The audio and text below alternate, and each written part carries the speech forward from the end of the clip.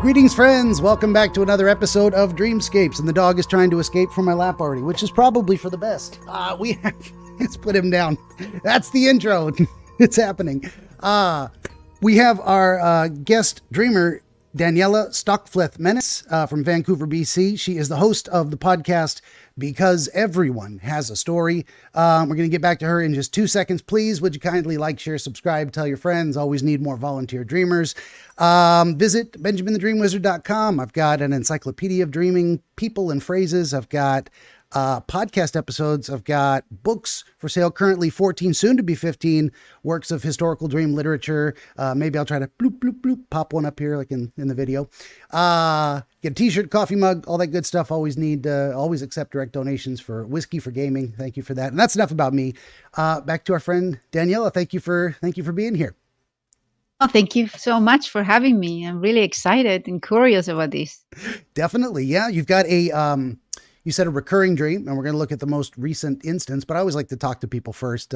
Lately, I've started doing that. I'm getting a little better at that idea in general of getting to know people a little more, so I get a better read on where they're coming from, how they think about things, and that I think it's been helping me offer better understandings of their nocturnal visions.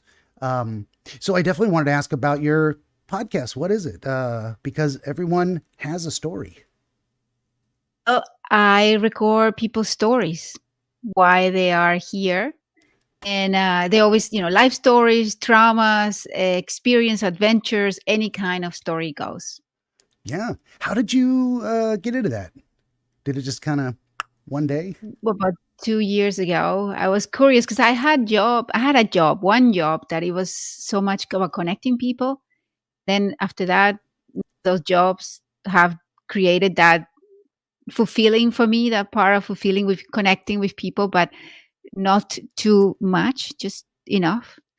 So I thought about the idea of having a podcast, and I had no idea how to make the sound of a voice be out there, but I figured it out, and it is super fun. And I love meeting people. Like, I'm lucky to be here with you as well. I wouldn't have met you if I wouldn't be in this world. So it's pretty good. I have the same experience of, as much as I am the, reclusive wizard in his cave, and I prefer not to be around people personally. I really enjoy talking to folks and getting to know them and providing them something of value. I hope, in the experience, which has proven to be the case so far. So I'm going to keep that going. But you said your original job was connecting people. Were you like a matchmaker or a talent scout or? No, I work for a nonprofit organization, Big Brothers. Oh, yeah. I think you have one too. And so I was a fundraiser, and that, I was always asking people for money, but I had to, but I listened to their stories, learn about them. And that was one of my favorite things to do. Yes, for sure. That was a great job. That's cool. Well, how many episodes do you have so far? It's 69. Wow. That's good. I just passed Sexy number. Yeah, right.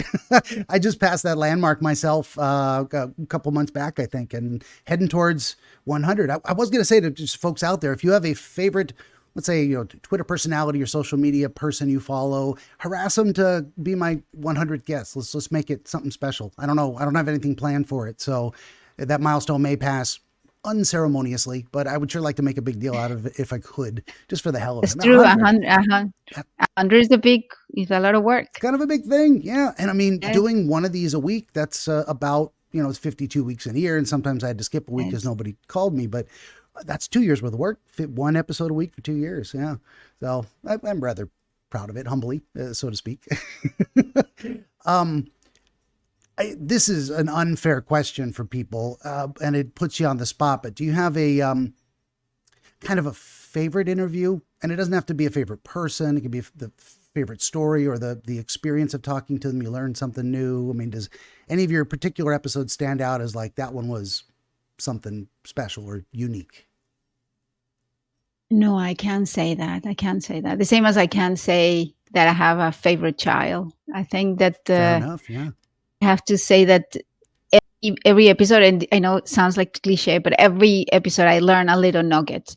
I have learned from interesting things that I could apply to my life, to relate to people, to also what not to do and what not to be, so I think that Yeah. it's always a lesson to me. To me, it's like going to university. Every episode is a class. Yes, very, very much so. Well, I mean, that's a great answer too. I feel very much the same way. Like that's why I said I know this is an unfair question because I have the same feeling about how do you pick up, yeah, favorite child or favorite class in college even because you learn something unique from each one. So I mean, it's very very wise answer in my estimation. Like, I love that too. Well, speaking of that, if we go with that line of questioning in general, is there anything you've learned that maybe made the most impact on the way you conduct your life? Something you learned from somewhere you're like, that's a really good idea. Maybe I should try that. You did, and then something amazing happened, or it changed your life for the better. Anything like that? Well, at the moment, I was listening to one of the guests who wrote a book about staying forever fit and flexible, Mm, and so now I'm into like I'm gonna go Pilates, and it's more or less what I was thinking, but she put it on words. yeah, But the thing that I have learned the most is not from one person specifically, but from every story. I learned that one must be very compassionate. I'm mm, more compassionate now because things that I wouldn't, like maybe you and I would never met because we're not in the same circle or in the same city. But yeah, then I get to know you, and now I understand what you do or what you think or what traumas you went through. And then automatically I am more open and more understanding of people, which I wouldn't have had the opportunity otherwise. yeah, yeah. Me too. That's a very good description of kind of how I've changed. I think in this role as well. It's like in some ways it's made me more of what I am. Kind of lean into those strengths and natural. And compassion's a big one. I mean, I always say I hope everyone I interact with in life, everywhere, is better off because, however briefly, I was there for a moment. I said something, I did something, I was an example of something, and they learned something or got inspired. Just better off just because I was there in some way. It's kind of what I'm aiming towards consciously, and I hope that actually does happen. Sometimes you misfire, you don't hit the target, it happens. But I think it's a good way to do it. So um, yeah, I wanted to mention you said that I was from Vancouver, but I actually live in Vancouver, but I am everywhere because I was born in Spain and grew up in Venezuela. So I okay, am a bit of a mix. That's why you notice the accent is not pure English. sure, yeah. I sometimes I forget to ask that. Is like, well, what's your history? Kind of how did you make it into that space? Especially folks with accents. It's an interesting thing. It's like they grew up in a different area because that is not a local dialect, so to speak, of English. It's sometimes these things don't cross my mind. I'm very much a taking people as they are kind of person. Like people's, which makes it great because I'm just like the most accepting person. Oh, look at that's them. Oh, so be it. But then on the other side, I miss sometimes. I think what makes people unique, and I don't ask enough about that experience to say here's how it might be relevant to what they're doing now. Um, in that vein of questioning, do you think your experience having been from one place, lived another, and ended up in Canada has informed your approach to the podcast? Maybe being a globetrotter, international citizen, so to speak. No, my for the podcast, no. I think from my life is to be able to see different point of view and understand different cultures. Mm, Sometimes it's difficult because you don't feel that you belong to where you are because you're never really exactly like Canadians or like Venezuelans. So it has this challenge. it sure does. Yeah. And just traveling in general, it's kind of anathema to me. I prefer not to leave my cave. So I used to have, it's weird to say fantasies, but if I were to go anywhere, I kind of want to see Japan. I just like the culture and historically, my family name has a castle in Scotland that's been there since the 1100s. And I could go there and see it. And I think about it sometimes like, but then I think like, yeah, and then I got to go to the airport and I got to get on a plane and I'm in a city I don't know. And I got to navigate. And I got to deal with all these people. Just like, and after a while, I'm just like, that's way too much hassle. I don't enjoy travel as much as I'd love to see the castle. I'll like take a video tour or something. So it's very different to say someone who's been like all over the globe. And like, I think most people, I'm an odd duck. Most people like to travel and experience those things. And I probably would if I could handle the hassle of it better than I do. So.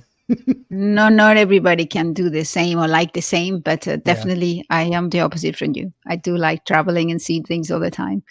Eventually, I'm sure maybe I will stop and be like, oh, maybe I want to stay in my cage. But at the moment, I like to be in my cage too. Don't take me wrong. I also like to be there, but I like to see things and meet people and listening to stories. Yeah. Yeah. And I think that's, well, like I was saying, leaning into natural talents. You've got to be someone who's genuinely interested in listening to another person tell you about themselves, about their story, where they came from. Otherwise, you're just torturing yourself. I mean, you got to have that interest and then develop that into a talent. Otherwise, why are you doing it? Why do something you don't enjoy in that sense? I feel like I learned that is curiosity, and I'm very curious, so that's what it is. Yeah, for sure. And that's the same thing with me with dreams is, and part of it is, because I don't remember most of my dreams or that I dreamed at all. And when I do remember that I had a dream, it is so vague that I couldn't tell you a story. There's snippets, flashes of disconnected images. Here, I did this thing kind of, but then I was over there. Nothing fits together. There's no story to it. So I'm in some ways envious of and very curious about people's dream experiences when they can remember them. Tell me all about that. I'm wildly curious about that. Well, speaking of which, since you're a little short on time, we want to make sure we don't short you on the interpretation side of things. Did you want to jump into it? Is that okay. I think we could talk forever, but maybe I know, right? We do not have the opportunity today to go the full 4.5 hours that I've done with some other folks, and it's variable. So folks out there, like if you don't think you've got much to say, like, oh, my dream's it's not that special or interesting. They're all interesting. They're all special. They've all got more in there than you think. So don't hesitate to reach out. You got a 90-second dream. If you can tell me a story, we can make something out of it. And episodes don't have to go 4.5 hours. Those are the rare marathons. Even though I'm in for it, I'm okay to be more concise sometimes, which is not, as I'm rambling now, this is not something I'm good at. So. Benjamin the Dream Wizard wants to help you pierce the veil of night and shine the light of understanding upon the mystery of dreams. Every episode of his Dreamscapes program features real dreamers gifted with rare insight into their nocturnal visions. New Dreamscapes episodes appear every week on YouTube, Rumble, Odyssey, and other video hosting platforms, as well as free audiobooks highlighting the psychological principles which inform our dream experience and much, much more. To join the wizard as a guest, reach out across more than a dozen social media platforms and through the contact page at benjaminthedreamwizard.com, where you will also find the wizard's growing catalog of historical dream literature available on Amazon, featuring the wisdom and wonder of exploration into the world of dreams over the past 2,000 years. That's Benjamin the Dream Wizard on YouTube and at benjaminthedreamwizard.com. Okay, as per my usual process, I'm going to shut up and listen. Our friend's going to tell us her dream, and we're going to see what we can do with it. So I'm ready when you are. Okay. I don't know if I have a whole story, but I took some notes. So it was an enormous space. And then just to point out that I feel like the dreams that I have are similar. They're different dreams, but the feeling at the end is always the same. It's like I don't get to go where I'm supposed to. I don't get to do what I'm supposed to do. That's what so it was an enormous space, kind of like Burning Man in a way. And I haven't seen any movies recently about it, so I don't think that has any relation. And it was like a circus, a movie production type, and I had a role, but I couldn't do it all or control it all. Things keep changing and moving, and people that I care were also moving. I couldn't be in all places taking care of everything. And I wanted to see everything. So to see everything. And I felt lonely, not capable of things that were slipping from me. And everything was so big. When was there for me. And so I guess I wrote that this type of dream happens often. It was beautiful. It was a lot of colors, a lot of people, like circus type. So a lot of people doing acrobatic things and stuff. And so the colors were incredible. And so, let's see if I have. I don't know if this is the same dream, but I wrote that the hotel room I needed to meet Dave in a hotel room, but I couldn't find the key to leave. And so I made a bigger mess trying to organize something. And so it got worse. And I wanted to do something smart, but I can't find the small luggage or the key. I don't make it. So you see that maybe that's a different dream. I don't know, but it's again something similar. And then the other one that I had, and I don't know if you only want to one dream, but I just had this one. It is usually best if we focus on one dream, and you're not entirely certain that the hotel room scene was connected, or maybe a separate dream in the same night. Yes, I think it was connected in the same dream at the same. It did feel connected when I said that. Yeah. Fair enough. Okay.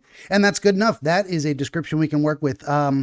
Very often, folks, their description isn't quite a point for point chronological narrative. We do get there eventually in a much more composed sense, but you can kind of just throw it out there saying, it seems like I was in this kind of place. These kind of things were happening. As long as I got a little bit of, okay, that's where I start. So, and I take these notes. We go into phase 2, what I call the deep dive. I'm actually going to put another timestamp. I'm getting better with the timestamps because I got to go back and cut this out. And I don't know if you've seen many of the videos or any of them, but I do a kind of teaser trailer early in the week, which is here's the dream. So people can start thinking, well, what would I make of that? Then we go to releasing the full episode and folks can see it in its full context. And I do a little clip, 5, 10, 15 minutes of part of our conversation for just a clip show on Fridays. So that section right there, I'll be able to find it easier. As this is just me and my little process, my learning how to do this job, which I've never been a broadcaster, video producer before in my life. So learning everything from scratch. Fascinating. I know. I wonder whether people will think, for those who took a whole 5 years of broadcasting degree, and here we are taking over and doing a great job. Right. Well, this is great too. Just kind of off topic, but just this whole, speaking of connecting with people, this is, I mean, how many other folks are doing what we do? I mean, a lot of people do stories. Your market is maybe a little more competitive, but your unique interview style is, and interest and contribution, a lot of his personality too. Like there may be people who go, I'm really into dreams, but that wizard guy, he just rambles and he's annoying. So they don't watch me. That's fine. Or other people go, wow, he's pretty cool. He asks good questions. They're very into the mystery of figuring out what the dream means. I had a whole point there, rambling again. What were we talking about? Connection, social, this new, yeah. So, I mean, it's probably very obvious. Production value is not my strong suit. That's evolving over time. There are many film school graduates who would be like, or audio video technical school folks who are much more accomplished than I am, and I would yield to their expertise. Please advise me. I'm always welcome, always welcome input from, it'd be better if you did this. God bless you. Thank you for the advice. Yes. Okay, back to you though. Enough about me. That reminds me of a dream too. Enough about me. Let's hear you talk about me. No. I said dream. I meant joke. Wow. I got dreams on the bar. I was trying to get back to your dream. So we got the brief description. That's what we do. Part 1, shut up and listen. Step 2, deep dive. We go back through it, beginning to the beginning, and we see if we can start putting some things together. Eventually we get to part 3, which is some kind of an answer, a story arc that says something meaningful to you. Again, I'm talking to the audience a lot today, but for folks out there, don't be tempted to agree with me on anything just because, like, I know what I'm talking about. You got to feel it. You're going to feel it right here. It's going to zing and it's going to turn a little light bulb on for you're going to have a moment. I call it. Those things happen. We made a connection. We go with that. You don't have that. I rattled the wrong doorknob and we move on to something else. Sometimes I got to ask all the wrong questions before I find the right one. And again, enough of me rambling. So, In the very beginning of this specific dream, you said you're in an enormous space like Burning Man. So this is outdoors? Okay. Enormous outdoor Tents in space different areas. with different areas. And tents, like circus tents here and there, different areas, different things happening. So have you been to Burning Man? No, but you've maybe seen images. Yes. You kind of, well, obviously you know what it is, and it very much, this space in your dream felt like what those appear to be when you view it from a distance or secondhand kind But of cleaner. video. There was no dust. Okay, yeah, that's the next thing I was going to ask is what kind of environment? So desert or no dust? No dust. There was floor. It was outdoor, so there was a floor, but outdoor. When you say floor, made of any particular material? I mean, it was dirt or It no? was white.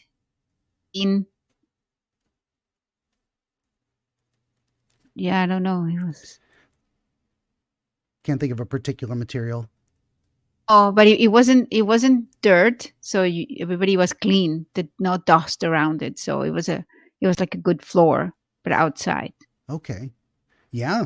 And that's very interesting too. So I start making note mentally, or certain things ping with me too. So you've taken the essence of the gathering of a specific kind, but you've literally cleaned it up mentally. It's like, but I could do without the dust, without the dirt, without those negative things that I wouldn't want. So this is that kind of a thing. So there's those, and that's and just asking about, well, what do you see? You didn't say this in your description. There's always more than people think. This is why I say that.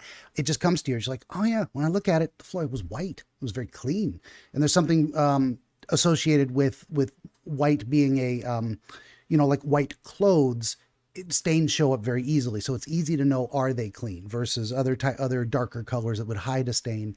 So it wasn't even like just clean dirt. It wasn't dirt at all. It was no dirt. It's a very clean environment. Interesting. What does it mean? I don't know yet, but I start, a little puzzle piece falls into place for me. And then I like to mention it to folks so they can let that percolate in the background and go, yeah, what does that mean?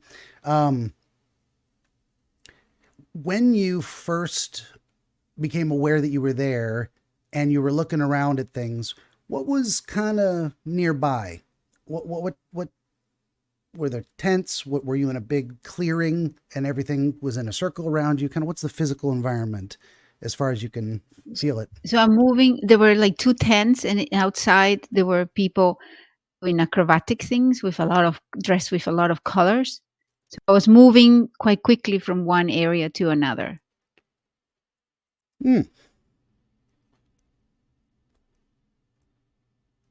So, you were closer to one tent initially and then moving towards the other tent? Did it feel like you had just come out of a tent or you were just moving past the tent? Out, seeing the outside, and then going into another tent. So it did feel like you were exiting one tent and entering another? Yes. Okay. And you said there were acrobats outside the tent you were entering. Was there anybody outside the tent you were coming out of? I don't remember what was in the tent where I was coming out. Okay.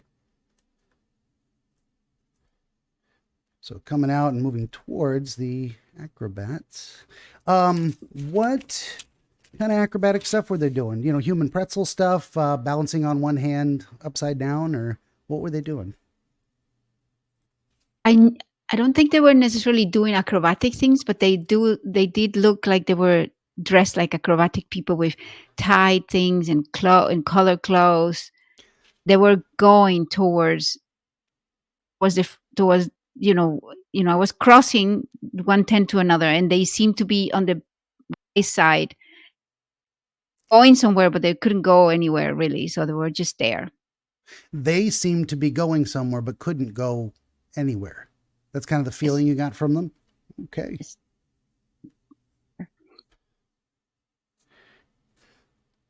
Any physical description of the tent? Colors, style, shape? Just a regular white rectangle tent.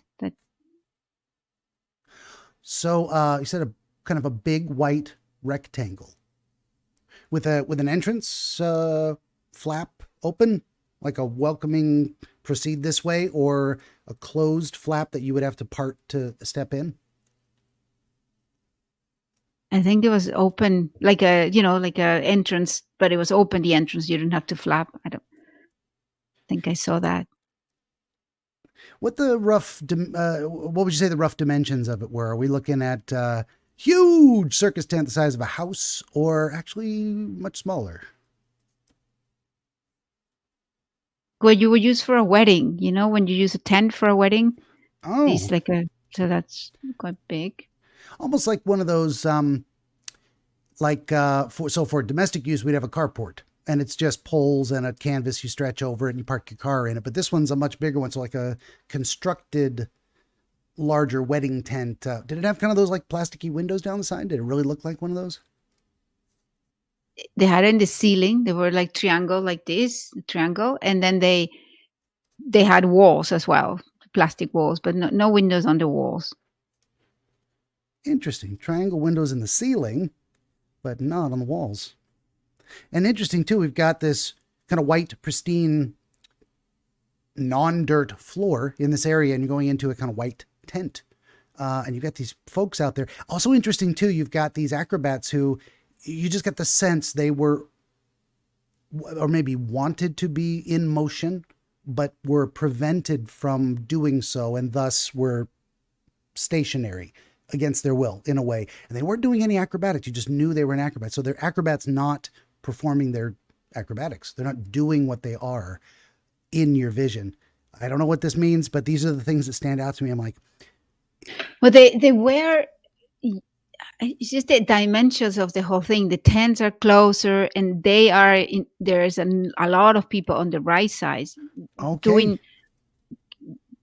doing something, but they just saw colors. okay, I think the floor that you said is, when you have a ground, or you put those floors for parties for dancing that are squares, and you put them all together. So that's sure, kind of the floor that there was okay. there. It was white. So kind of like a constructed Mhm. floor, mobile flooring, um, put together of panels. Yeah, but just that idea of and so when I cued you on, why aren't the acrobats moving? Why aren't they doing acrobatics? That would be a natural thing to see in your vision. Oh, I know they're acrobats because they're doing contortionist, they're doing backflips, they're performing. They're not. There's no room. There's too many people. There's no room for them to express what they are because of a crowd pressing in. There's something in that imagery too. Very interesting. Um, Again, no idea yet. But I like to point out these things. We'll come back to that probably. So you get inside, and you've given a little bit of a description of it's big. No walls along, no windows along the wall. Interesting. You've got sunlight, sky, maybe but you're not really able to see what else is out there. Maybe this is your brain saying, don't worry about that. Doesn't matter. Everything you need to know is going on inside. Don't worry about windows. It may also be you're not able to see outside for a reason. I'm not sure, but that's another one of those things where I start looking at it like, why no windows? There's windows in the ceiling. Your brain said, imagine there is windows in this thing, but not on the walls. Is that relevant? I don't know, but why? Yeah, that gets something there. I don't know why that grabs me. Like I have to say something about it. What is going on inside this tent? What are people doing in there? Are there people? Is it empty? Don't remember as much, but I know that there were activities like, it was like a big festival or something. And so in every tent, there was something going on. So even that I was working that place, I was going from 10 to 10. In the back of my head, I knew I had to do something. I was being curious, and I wanted to see everything that was happening. Did you I have a don't remember sense? exactly. Go ahead. Sorry.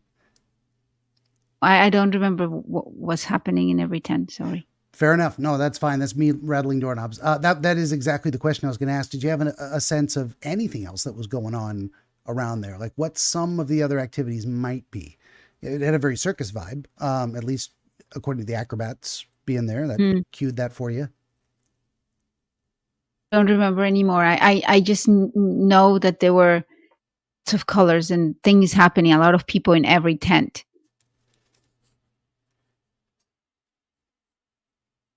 Some kind of bright colors and lots of activity in every tent.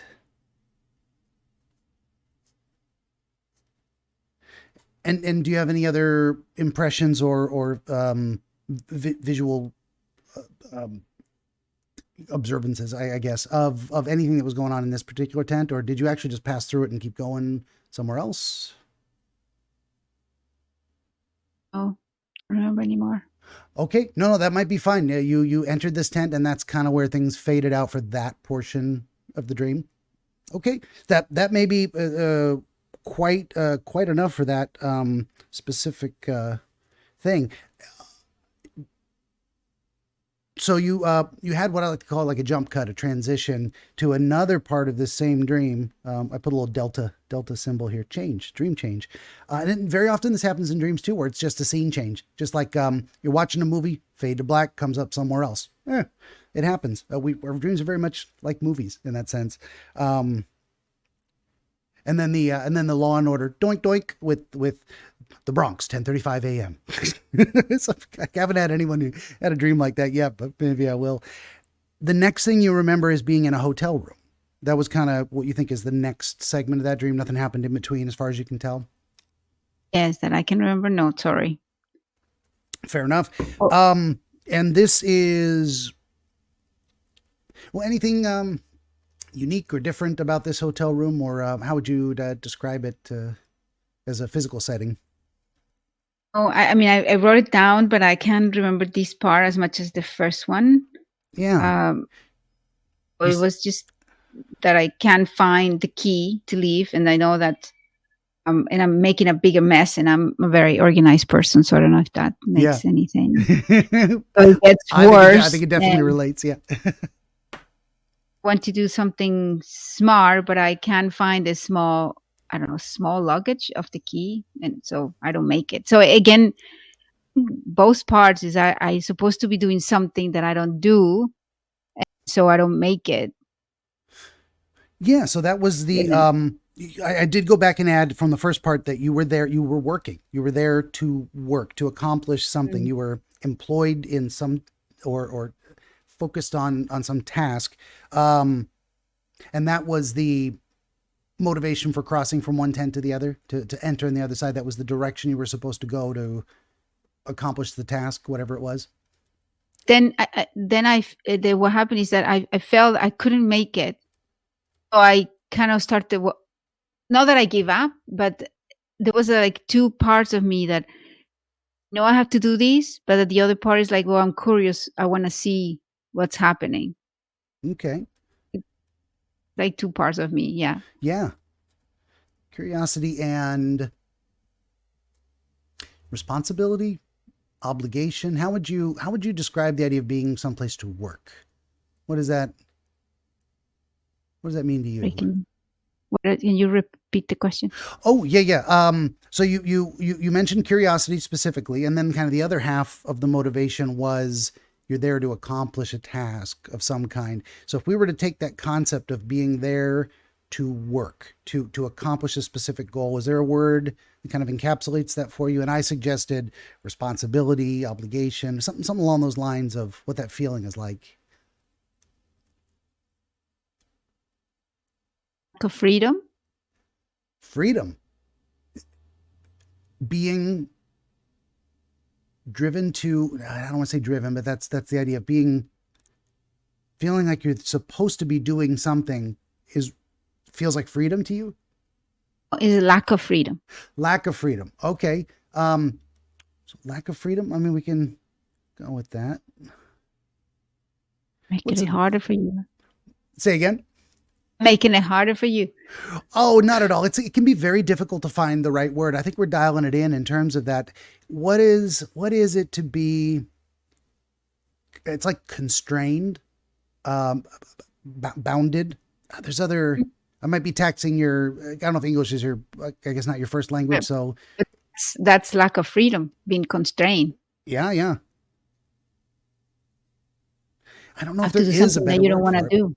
I'm a big thesaurus guy. It's like each word that is kind of synonymous still has its own shade of meaning. I mean, there's being angry and being upset. They're both in the same direction, but they're very Mm. different thing. There's a one thing I've seen is a kind of a emotion wheel where it shows how things blend into the other across all these different descriptions that we have. And there's kind of the big four. If you look at it like a pie cut in four quarters, there's mad, bad, glad, and sad. It's kind of the big four. So, and that's how we kind of start teaching children in the lowest resolution setting for those very vague concepts. And so bad and sad can have a frustrated tears element to it. You mix those two, or anyway, I don't have a good description of it, but the idea of shades of meaning. So, constrained or restricted, having your choices limited. There's all kinds of concepts that go in with that, and it's most important what it feels like to you. So, but that's an interesting combination too. It's like I'm in a way, it's almost like being focused, like being involuntarily focused, forced to focus in a way, but at the same time being inspired by like curiosity. Like as long as I'm here and I got to do this thing, I might as well enjoy the process. There's something, I don't know if that resonates with you. Necessarily. I don't know. I felt like I was supposed to do something and I was failing to do it. Okay. Kind of Something else took over, and let's be curious about what's happening around me. okay. So it wasn't necessarily both at the same time. It was like, well, if I can't do what I'm supposed to do, I will let my natural curiosity take over and I'll just try and enjoy whatever's happening. No, that what you're saying, it feels like I give up. What I'm saying is there are two kind of me. One that knows that it is responsible, and the other one who wants to be curious.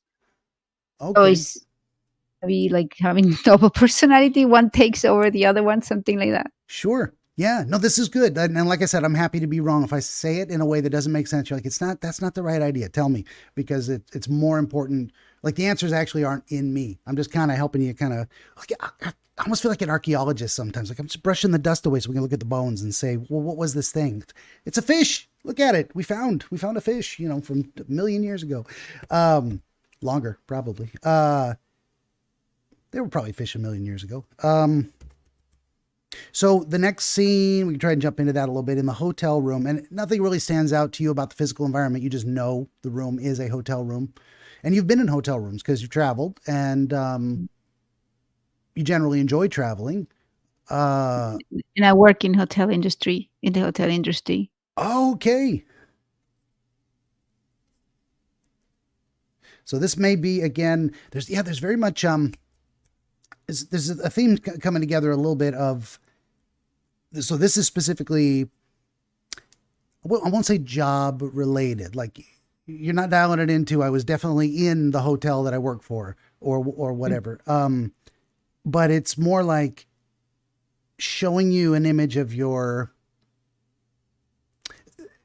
iconic representation of your work. It is a hotel room. This is think of your work or being in that environment in the context of whatever's taking place. So that's a significant element. It's not just hotel room because traveling, hotel room also because work, maybe primarily because work, because that seems to be the theme. You were at the Burning Man tents area trying to accomplish something as well. And when you entered the next tent moving forward and pop, and actually that scene change transition triggered. Now I'm in a hotel room. Now think of it this way. And what you're doing in there is looking. Did you say you were there to meet someone by the name of Dave? Did I hear that right? That's my husband. Oh, okay. Well, good. I would say that's probably important. So you were there to meet with him, or he was supposed to join you there? I'm laughing because I'm thinking, well, you should know my husband's name. You don't. Right. Like, duh. But what was the nature of the meeting? Like, He was supposed to be joining you there, or he had been there and now you're supposed to go join him somewhere else? Yes, I should know him. I should meet him somewhere else. He Okay. was there already. I don't know if it's important to tell you too that I work in events as well in the past. So you put up tents and do circus Oh displays no, yourself. events, but not that kind of events. Not that like in hotel events or Yes, like more academic events, yeah, courses and language and classes and stuff like that. okay, interesting. So there's definitely an element of performing for a crowd as one might at a circus. There's some connection there. Interesting. Yeah. Yeah, volunteer any of this stuff anytime a thought pops into your head about anything, it might be relevant and you can just let it out. Feel free to interrupt me. I just rambled so no one's listening to dead air. So you're actually supposed to be going to meet your husband, Dave. And is that the motivation for finding this key? Is you need to Yes, find the key before you can leave to go meet your husband? yes. Okay. Did you have an idea of what the key was for? What it would open? Door, the door, like you don't leave without the key of the room. Otherwise, you can't get back in. Okay. That's interesting too. I don't know why when you were mentioning it, and this is why I ask, I'm trying to get inside your perspective and look out through your eyes. What are you seeing? What are you thinking? What's motivating your actions and whatnot? So my thought was, is this a tiny key to a piece of luggage? Do you need to open something to change clothes? Or no, completely different. You need a way to be able to get back into this room after you've left. There's something about that idea of securing this environment in such a way that you are not locked out of it completely in the process of going to do something else that is important to you. What I wrote is that I wanted to do something smart, but I can't find a small luggage or the key. I don't make it. So the way you phrased that was you want to do something smart, SMART, smart. Yes, I can't. The When key was for a small luggage or something. so there was also a key for a small luggage that you Mm. couldn't. So you were looking for the key to a small luggage, small piece of luggage. But you So couldn't find the small piece of luggage either. Small luggage. They're both missing.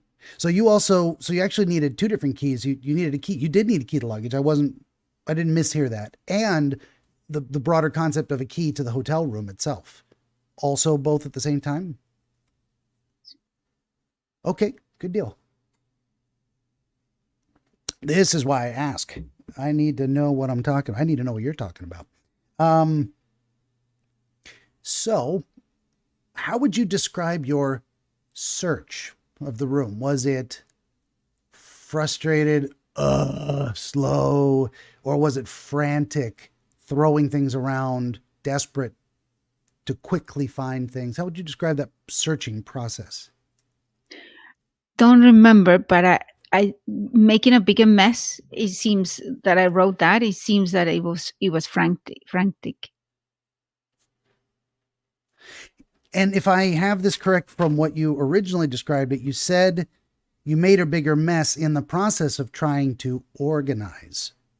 Hmm. So your search was organized. How do we say that? Your search process involved trying to use your skills at organizing as a means to solve the problem of finding the key. Does that sound right? I mean, it seems like me. I try to do one thing and then I get distracted and start doing another ones. Could Oh, have happened. okay.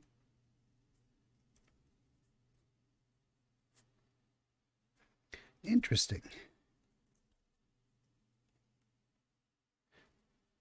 So you'd say in your daily life, your lived experience, you aren't as organized as maybe you'd like to be because of this distractibility, and you kind of don't finish one thing before you start another.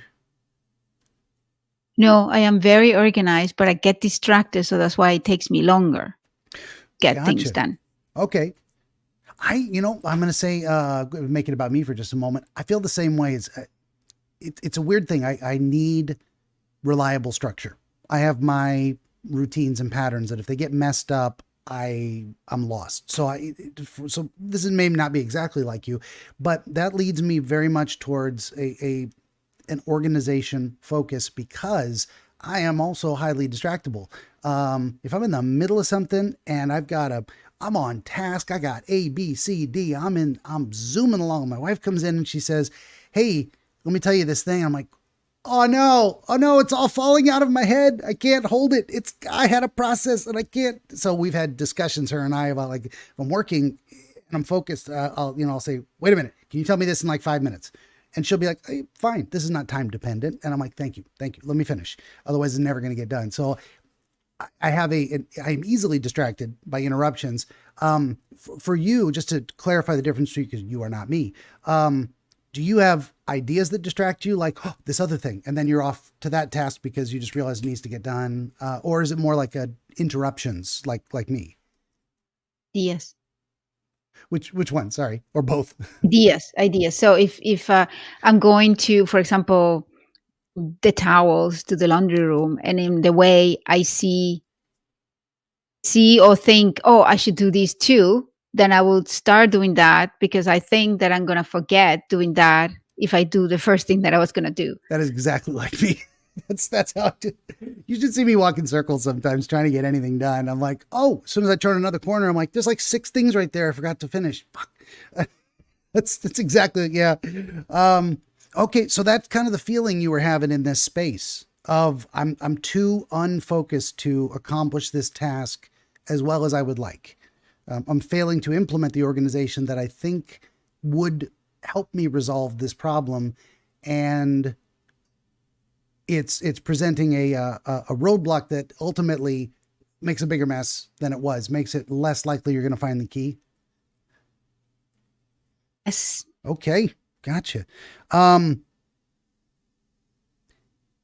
When you think of the smaller luggage, does anything come to mind? What's in there? What do you need to get out of there before you can go and meet your husband?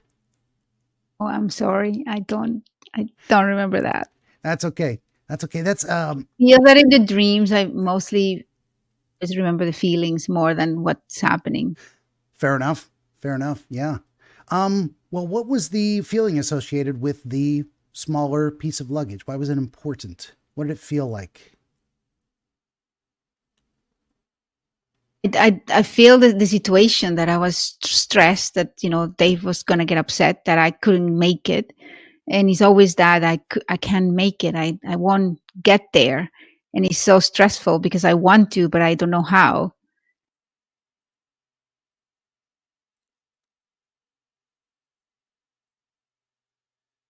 Okay. So you got like a feeling of a desired goal, but not a clear impression of how to make it happen. Kind of where you're going with that. Exactly. Okay. And that's when you think of the hotel room being in a worse state of mess, bigger mess, that's the impression you got from it. Any visual imagery come to mind about things scattered about? Multiple suitcases open on one bed, clothes strewn on the floor. Any visual impressions like that? Sorry. Nothing. Okay. No, that's fine. You don't have to be sorry. This is me rattling doorknobs. I do a lot of it. And any other parts to that dream? I mean, you never found either key. Oh no, either key or finish the other job. Well, with the other job, by that you mean the circus portion in the beginning? Yes, I didn't do any of that. Fair enough. Yeah, so there's a common thread between the two of well, before we do that, we're moving on to kind of the phase 3, putting it all together type of thing. That seems like that's about as much detail as we're going to get. It's a lot to work with already. as we were talking it out, as I was asking those questions, did any puzzle pieces fall into place for you where you look at something and then what I said about it and then you thought about it and you're like, wait a minute, I think this means XYZ. I like to stop and ask people before I start making suggestions. I don't want to fill your head with my ideas. No, as I said, I tend to have the dreams and try to analyze it. And so I just thought, well, what I would like to know is why I always have dreams that I never finish what I'm supposed to finish. Because in my real life, it's not that I don't finish what I said that I will finish. I like list, and I Check tick the them and I'm boxes. happier Yeah. if I that. So No, me too. it's stressful because you wake up about it, right? Because you didn't finish something. You didn't achieve something. You didn't, I don't know, accomplish something that you're supposed to be doing. Yeah, absolutely. And that's the first thing you said to me when you said, okay, I'm going to tell you about a dream. And the common feeling from a lot of these similar, they each present a little differently maybe, but this feeling you come away with is of like failure. I did not achieve what I set out to do. Would you just say failure is a fair way to or accurate way to describe it, or is there a better word? Maybe that's not precisely it. Oh, I mean, you're the thesaurus person. What is another one of failure that sounds better? I don't think so. Yeah, no, yeah, Unachievable. Is that a word? that would be, you may that would be, I would say, an explanation for failure. It was something that was always unachievable. That might, and maybe the idea that that word popped into your head could be relevant. You you did describe. This is not an accurate representation of your life. You are very accomplished. You are very organized. You do get a little distractible and you don't like that about yourself. So in a way, it's not something you would choose if you could we'll just erase that. I don't need that. Distractibility, get it out of here. So in a broad representation, there's maybe a self-critical fear of failure that seems to be coming through to me in that way of like, why do people achieve great things? They are driven. Like people who are unmotivated, they're happy to just sit around and do nothing. They sit around and do nothing because they're perfectly content doing nothing.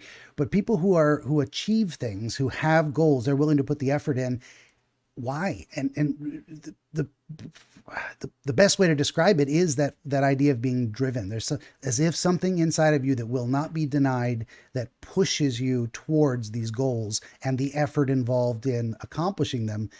And with those types of folks, it's very often an emotional response that they fear failure in because that fear of failure is kind of part and parcel of the drive to succeed. If you didn't have that as a complementary concern, you wouldn't be as driven as you are. So it's almost natural that people who are driven to achieve are going to have a fear of failure that they wish to avoid. That's like, this is the negative consequence. I don't want to feel like I didn't do what I could because I didn't give it my best try, or because I failed in my process in some way due to ignorance or inability to control distractions. I don't know if I threw a lot of stuff at you. I don't know if you're having your own thoughts. I want to stop and check in with you.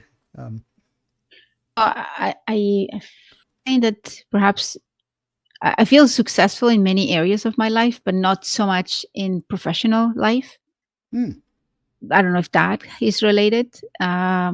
Sure. But maybe I don't know exactly what the concept of success in professional level is, because I don't necessarily, now being wiser and older, I don't necessarily envy the people that are vice presidents or have bigger titles or more money. So that I feel maybe I know what successful is in professional level is to feel that you are contributing to something that has value you and for the world.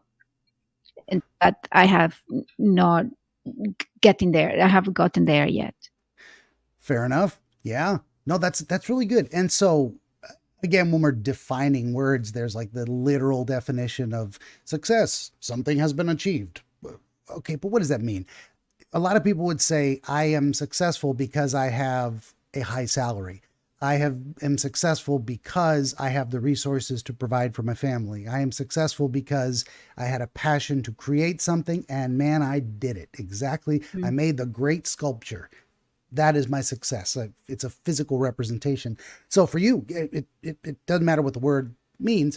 What does it mean to you? So you did not focus on the tangible great work type of thing that is more of a artistic endeavor. You didn't focus on money. It seems like you're plenty successful in terms of, well, you got a roof over your head, you got food in your belly, you got money to go out and buy fun things once in a while. For you, success is contributing something of value. So that's a big thing. That's a big thing. Is that kind of where you're at in life right now, is reevaluating how to best achieve that kind of success? Or is that something you constantly return to as a theme in your life? No, I think that is where I am at now. I have learned, to me, success is for that piece of professional wise, right? Because you said, in my life, like, I have a beautiful family. We have raised 2 kids. I have a wonderful husband. I'm healthy. So everything else in all these areas, I feel very, very rewarded and grateful for everything. Mm-hmm. Is that piece? No, no, is a piece of maybe that the professional part seems to be the only way to prove how clever you are. Like, your intellectual part. Sure. Yeah. No, yeah. Where else it's not as much, which is silly because, raising a family is not a joke. And other absolutely. areas that you've done, adapting to different cultures, changing cities and Those all are all these huge things, right? That's successes what you too. prove. Adapting to an entirely new culture, probably not something I would do very easily. And if I managed it, I would be like, wow, I've really accomplished something. Um, no, and the way I was describing it too was not to say any one of those elements is necessarily bad or wrong, nor are they always the same for one person over time. So, in a sense, when you might even think of it as a progression. When you're younger, success is, I got a fat paycheck. Look at me, I'm doing good. Then my paycheck becomes a means to support my family because that's what's really important to me. Now I've succeeded in these different steps, and you're moving kind of up a hierarchy of new importance for different phases in your life. And you're getting to where now, Eric Erickson, one of the developmental psychologists, would say, you may be earlier than some entering the generativity versus stagnation stage, which is, am I going to stultify and shrivel up and fade away because I've done everything, or am I going to find a way to generate more as a result of me being present? So generative versus stagnation. So you may be in that, and our concept of what success is changes over time. So you may be heading more towards that. I never asked, I want to hear your thoughts on that too, but I never asked the time period that these recurring dreams seem to occupy. Does this go back to childhood, or this is only the last 5-10 years? I actually was going to mention that I would like to know when this started, because Oh, it might be, well, maybe 5 or so years. okay. Interesting. What Or was going on in terms of, is it okay to ask how old your kids are now or how old they were then? they're 22 and 19, so 5-10 years ago. What you do the Gotcha. math? Yeah. So 17 and 14-ish. Interesting. This is my pure speculation. Feel free to tell me if you're wrong. There's something about kids getting to a certain age where it's like, wow, they're not kids anymore. They're not adults yet. They're still teenagers, but you're looking at them as they are their own person. They're starting to have their own accomplishments. As they hit teenagers, they need their mother less. And maybe your focus changes from I've raised good kids that need a little more time to figure the world out. I'm still here for them, but I am no longer invested the same time and energy and focus because they're taking it from here. They're gonna grow into who they are. And well, what about me? Now what do I do? So this dream of looking for what's my next success may have started coming back to you as an expression from that time period of, you know, what's the next phase of my life after my kids grow up and leave the house, because they will. And the better we are at looking into the future and knowing what's going to happen, the more we anticipate those things with our worries about, okay, then what am I going to do? And someone will tell you, it's 10 years off. Don't worry about it. It's like, well, but if I worry now, I'll know what to do when it gets here. That's kind of my organizational thing too. I'm always trying to anticipate the future. But I do want to hear your thoughts too. Does any of that resonate? Does that feel connected? It's true that we're in a different time period, and then I also have I don't know if 5 years, but maybe 5 years. I have already been up on being a mom, but I understand that it is a different level of parenting, and I am grateful for that. I was never a helicopter parent, but I'm happy that they are taking off. That we are supposed to be here whenever they need or they want to talk to us, not the other way around. Yeah, So, you hope they call once in a while, but yes, as they want to. and I feel like my husband and I, we still have a life. Like I have these thoughts, like a month ago, that you are with your parents until you're like 20, maybe 19. Yeah. And then you get married when you're 30. That's like only 10 years of you being on your own. And you get married and have kids. That's like 20 years or more. And what, like, when do you have time for yourself again? And so I feel like, Yeah, wow, that's the society have made it. Like, you have robbed us from some time on our own. So I feel like this is the time very again much. to do it. Yeah, and this is the event planning kind of a new turn in your career? Is that in the last maybe, few months, or is that always Oh kind no, of I what you've been doing? I did for like maybe 6 years before, but like 3 years ago, I was doing events. And then you stopped doing events. But you still work in broadly the hospitality industry. That's kind of still your thing. No, I work now in a sport facility, so it's a bit different. Sport facility. Job is Interesting. is much less responsibilities that I used to have. Gotcha. I like that. More money, less responsibility. I'll take it. Or I don't know if it's more money for you, but hopefully you got an upgrade. Um, when you look at coordinating sporting events and coordinating the other type of events, would you look at do you look at them as one was more enjoyable than the other? Like, did you used to enjoy the what you did more, but Not organizing events now. I'm not organizing events now. oh, not at all. Okay, so you gave up that entirely. That's what I was leaning towards is this specific imagery of the idea of a well-attended circus where a display or performance is put on might be referencing back to what you used to do and telling you something about what you're going through currently that you needed to see through that lens of how you used to approach a similar problem. There's something in there. Like, when did this particular dream happen? A month ago, 6 months ago, Yes, a month ago in July, in early July. July. Gotcha. So it was relatively recent. I always like to ask folks, and if I remember, I try to get better at that. What were you going through at the time that you think might apply to the concepts that we've been talking about? Are you having a moment? Did something come to Oh, you? I'm just thinking about it. I don't think what was happening in July, and I don't know what Yeah. happened in July. And it may not come So, to your mind entirely. That's why I like to describe, but I also don't want to interrupt people if they're like, "Oh, I got it." Let me tell you, because we've got these themes of thinking about maybe your past work and how you represent that as a giant event, Burning Man big, but your portion of it was very small. You're just moving forward from one tent to another. You see other performers thereby that are hemmed in by the press of people. So it's so well attended the people can't do their job. Oh no, there's something in there. They're beautiful acrobats, but they're not acrobating. They're not doing their thing. There's nothing dynamic about them. They're just kind of stuck standing there. And you move into a new tent, and it brings you to this concept of thinking about how to be better organized, and the fear of failing to properly organize in a way that gets the job done so you can get back to your husband. When you think about all those kind of themes going on at once, anything going on during the summer in terms of having had a recent change in your activity, life, stress, or anticipating one that was coming?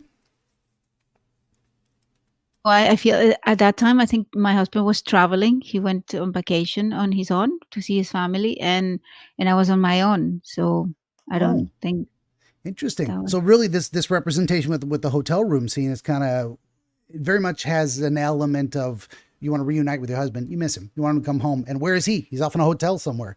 So you've got to Well, actually. he was staying in home, family home. So now that you said, I said hotels, I don't know if that's. I don't think he wasn't. Fair He enough. wasn't. Well, you okay? No, good to know. You put yourself in a hotel room as if you were traveling to join him.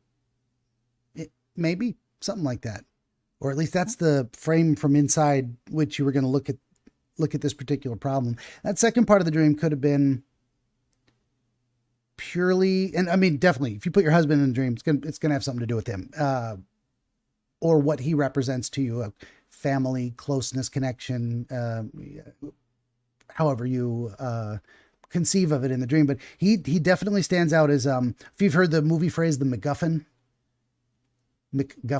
that doesn't sound familiar. So in the famous movie from the 1940s, black and white film called The Maltese Falcon.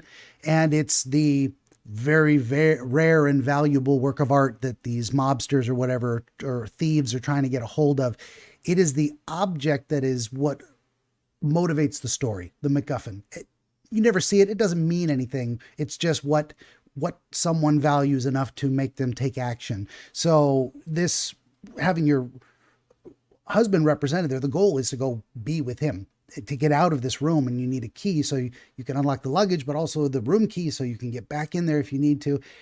There's something important in that, as well as, like, you're not abandoning this environment.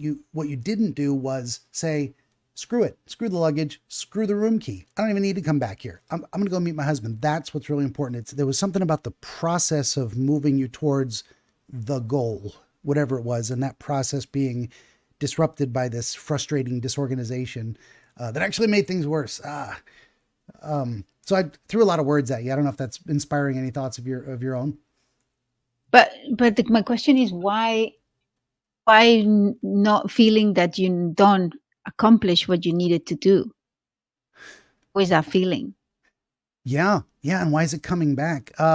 It seems like a recurrent fear that you experience, at least in the back of your mind, of what am I trying to say? Wondering if you're doing what you should or could, wondering if you're capable of more. Have you thought about lately changing the specific nature of your work to be more generative, as I was saying, to how did you describe it? What success means to you? I've lost the specific words. Success to do something that is meaningful for Meaningful. others, Yeah. meaningful in general. And I can say that I've been for a few years now looking to contribute more, to do something that is more meaningful. Okay. Good deal. Towards And my life, towards my life. yeah. So this particular representation, so in the broader scope of the recurring nature of these kind of dreams, is it's very important to you to be successful, to accomplish, to manifest in the world something tangible that feels like success to you. So, and that doesn't mean literally creating something with your hands, but a situation that, like, you were instrumental in designing or accomplishing. So it's very, very strong concepts there. And I think it relates back to what I was saying with the idea of the being driven, is that it's only good people who worry about whether or not they're a good person. The evil people are just like, I'm perfect the way I am, and screw you. And well, that's and they don't care. It's only the good people that have that guilt or doubt about themselves. So possibly this would be my broad strokes guess is that you have a serious desire to have to enact successful to enact success in the world, and this is a recurrent concern. Am I doing everything I can? Or what's holding me back? And in this specific sense, it was like the um, definitely the hotel room more than the other one, but the whether or not this is true. Like there's a difference between I worry something could be true and I know it is definitely true, but you may be worried your skill set or your application is not as good as you might wish it were, whether that's true or not. So you get this representation in your mind of, if I'm worried I'm not doing everything I can, is it my fault? Am I just too disorganized and making a bigger mess of things because I'm doing it wrong? That kind of self-evaluation is useful and necessary to a certain extent, because unless we evaluate and look at ourselves, we can't find mistakes. The flip side is we're hypercritical. We're doing fine, but we're always worried. Am I doing enough? Am I doing enough? And sometimes it's the most driven and dedicated of us who desire the best outcome possible that worry the most. Then return to those fears of like, if I only worked a little harder, I could do even better. And it drives us mad sometimes. I don't know if any of that resonates with you. Yes, that resonates. That's true. I feel like I don't, at times I don't have the skills that I want to have the skills, but I don't have the skills, or I've been told I don't have the skills. That's a hard one. Oh, Yeah. And that depends on if it's people you respect or not. Cause if you've existed on the internet in the last 10 years, you've probably heard all kinds of crazy shit from people who are just mean. And I don't give a fuck about those people because I don't know them. Why would I respect their opinion? Why would it have any impact on me? But if there's someone I do respect, someone who I think has achieved, and they're looking at my efforts and evaluating it honestly, and they find it lacking, oh, that hurts. That hurts so much. I'm like, you're right, and I need to hear it, and I'm gonna take your advice. But man, that's unpleasant to get honest critique from someone you respect. And there's a big difference. I was going somewhere with that. I can't remember. Well, now because we're getting close to your clock, time limits. What elements of the dream, like if you think back on it, everything we've discussed, the specific images, do you have moments where you're like, I want to look at that again. I want to talk about that more. Does there something stand out in terms of, let's go back to this. This seems important. We haven't talked about it enough. no, I find that the part of the dream that was the most enjoyable were the colors and the magnitude of the place, and that there was happiness around it. So it was the feeling. Yes, I what is going on? I can't get to where I wanted to go, but there was a part of me that relaxed, and to kind of relax, or uh, accepted what I was in a beautiful place, and this is beautiful, and this is all good. So, and Yeah. in awe about the colors and whatever was happening. Like that was the first thing that I woke up thinking, wow, that was such a beautiful dream. It's kind of like or mushrooms, all these colors that you see, Yeah. Yeah. something like that. For sure.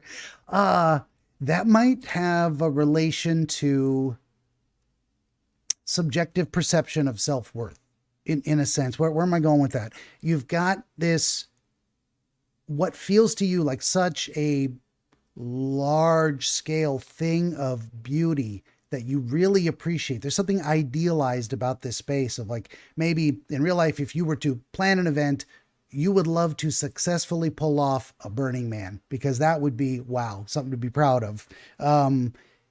So you've got this, and not only that, it would be huge. It would be clean without the dust. It would be bright, dynamic colors. I would do this really well. And you're like, but I'm here. I'm at the place, and I'm not doing as well as I thought I could. That fear of failure creeps in of like, can I really pull that off? Could I really do something that big and beautiful as I imagine it could be? I've said a lot of words. I don't know if you want to stop me there and say something back. Does it feel like it's related to those doubts about ability to succeed?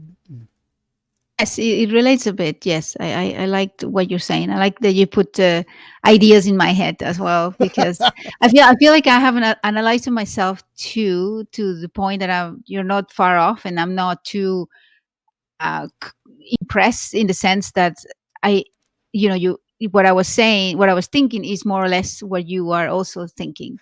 Good. Well, Not I too mean, far even if, off of yeah, even if you had all of these same thoughts, or, and I find this too. Like, I'll listen to, well, a lot of people. I basically don't watch TV anymore. I watch YouTube, and I listen to pop culture commentary, politics, philosophy, and different things. And what I'll find is that a lot of people say things that I was already thinking, but I didn't think it that clearly, concisely, specifically. I didn't put it in that neat little package where it's like, well, that's what I was trying to say. And he just said it perfectly. So, not that I'm saying everything perfectly, but it's good to know that and this is actually the process of dream interpretation.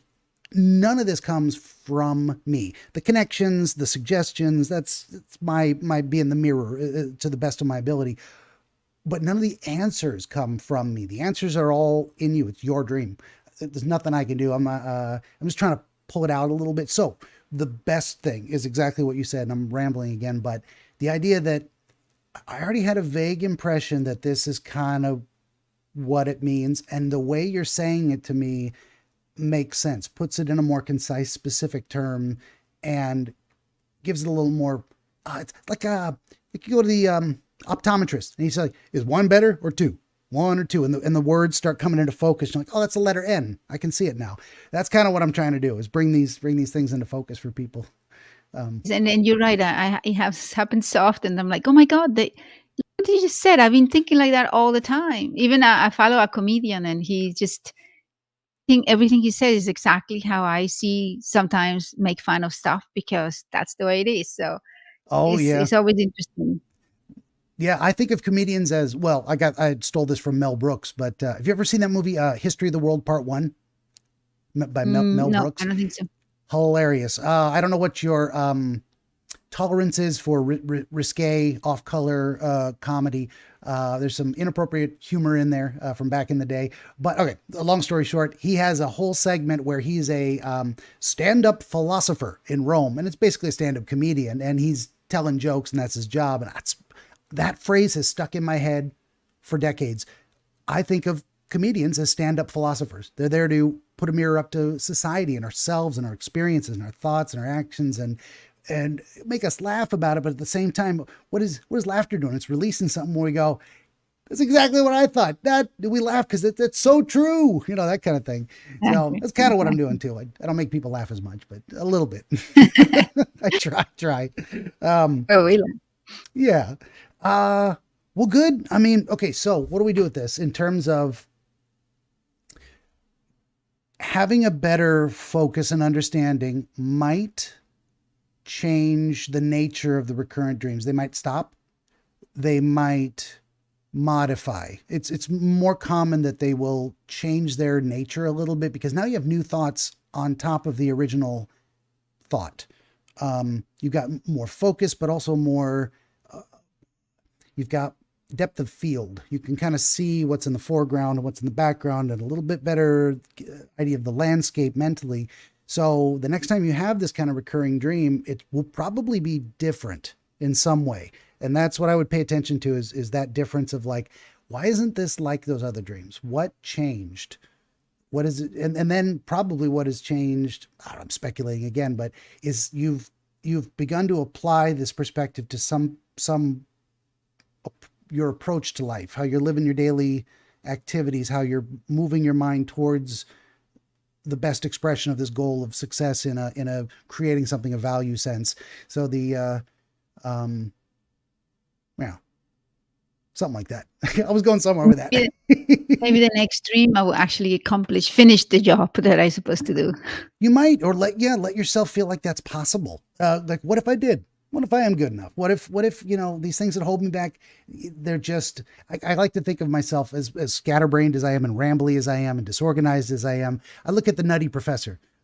I love that representation of the absent-minded genius, if I may so humbly say so. But the idea that you don't have to be perfect. You just have to create something of value. And it can be an absolute mess, and people will go, bravo, and like, okay, I'm just being goofy me. And it's, you know what? It's enough. It helps someone, it contributed something of value. So sometimes you just got to give yourself permission to say, I'm a mess, but it's a beautiful mess. And that's good enough. That's true. Yeah. Well, if you have no other questions, you feel like we've kind of had a good look at what's going on, give you some more things to think about, we could wrap it up. Yes. Thank you so much. Yeah, good deal. Well, then, yeah, I'll say once again to the folks out there listening that we both of us periodically forgot we're even there, because that's the best way to do this. This has been our friend Daniela Stockfleth-Menis out of Vancouver, BC, at circa Globetrotting. She is the host of the podcast Because Everyone Has a Story, and now you've heard her story a little bit more in depth. Also on Instagram at BHasPodcast. I'm going to put that in the description below. It sounds a little funky, but you'll find that in the links. And Danielle, it's been great talking to you. I appreciate your time. Thank you. Thank you for analyzing my dreams. I love it. I genuinely do. None of these are boring. I've never had one of these where I'm like, God, when is this over? I'm like, tell me more. I'll keep going. Well, speaking of keeping going, we're gonna stop. So I'll just do my housekeeping. Please like, share, subscribe, tell your friends. Always need more volunteer dreamers. You can reach out to me on a variety of social media. It's all in the links down below. But BenjaminTheDreamWizard.com, got a contact page. You can summon the wizard. That's one of the best ways. 14, soon to be 15 works of historical dream literature. T-shirt, coffee mug, whiskey, yada, yada. You know the drill. And I'll just say to everybody out there, thanks for listening.